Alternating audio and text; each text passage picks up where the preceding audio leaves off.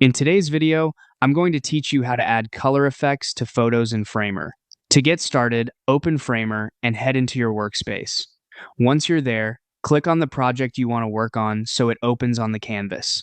This is the project where you'll apply the photo effect, so make sure you're inside the correct file before moving on. Next, click on the image you want to edit directly on your canvas. Selecting the image first is important because Framer only shows the relevant editing controls for the layer or element you currently have active. If nothing seems to change in the sidebar, double-check that the image itself is selected and not another frame or container around it. With the image selected, move over to the right-hand Properties panel and scroll down until you find the Styles section. This area contains visual controls that let you change how the selected image looks without needing to replace the photo itself.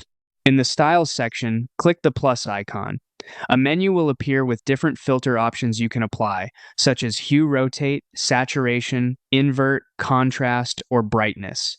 These filters are useful for quickly changing the mood, color balance, or overall visual style of a photo right inside Framer. From that menu, click on Hue. This adds the hue control to the image, which lets you shift the colors across the spectrum. It's a simple way to create a more stylized look or experiment with different tones.